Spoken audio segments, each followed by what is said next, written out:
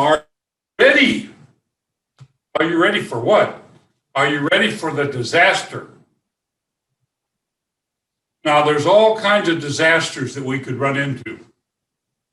There's fires, floods, hurricanes, tornadoes, earthquakes. There could be civil unrest or an act of war. Are you ready for any of those? There's 3 phases of time during a disaster. There's the before, there's the during, and there's the after. Let's take earthquake, for example. What do you do when an earthquake hits? Do you freeze like the deer caught in the headlights? Or you bolt and run? Or do you do like Toastmasters? Do you do what you practiced and rehearsed? Well, you're supposed to drop down to the floor, maybe get underneath a desk or a table, maybe get in a doorway, get away from windows that might break or something heavy that might fall on you. There's only 2 kind of people in this world. There's the trained and the untrained. Do like the military and the police and the firefighters and paramedics. They practice, they rehearse, they train so that when there's a disaster, when there's a panic, they go on automatic pilot. Do what they've been trained to do without thinking. What about after the disaster? Well, after the earthquake, you need to maybe assess the damages. You need to check for water leaks, gas leaks, down power lines. Do you know how to shut everything off? Do you know where the valves are? Do you have the wrenches available to shut them off? Does everybody in the house know how to shut them off?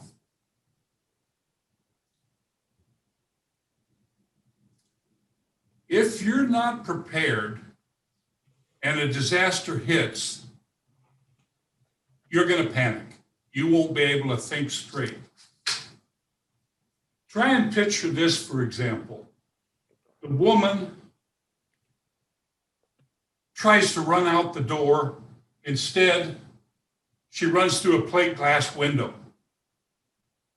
She cuts her arm, her hand, her face. Or the young man who tries to run and stumbles and falls. He breaks his arm, dislocates his shoulder. These are things that you don't want to have happen. How about having a meeting place, a planned meeting place that everybody's going to meet after the disaster? Picture this. There's the father and the mother and the son standing out in the front yard, looking back and seeing their house on fire. Unbeknownst to them, the daughter ran out the back door and is in the backyard. The father, not knowing that, runs back into the house to save his daughter. That disaster could have been avoided if you'd had a pre-planned meeting place. We're all going to meet in the front yard, in the driveway, by the big tree. How about having a message center? All the telephones are down. Nobody can contact anybody. Get somebody out of the area that you can have as a contact person. Maybe Aunt Millie in Florida or Uncle John in Spokane. Everybody knows that's the one we're going to call. Everybody has that phone number, and we can get messages to each other that way.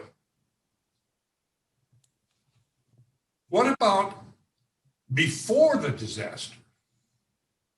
Well, before the disaster, you can put a plan together.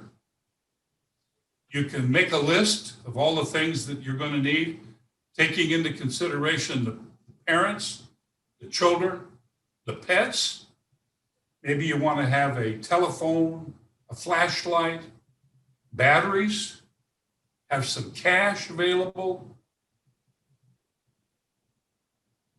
You could have a disaster kit in the house, at work, and maybe in the car. My intent this morning is to convince you to plan ahead for the disaster that ultimately is going to happen. And when they ask you, were you ready? You'll be able to say emphatically, I was ready. Thank you, Toastmaster.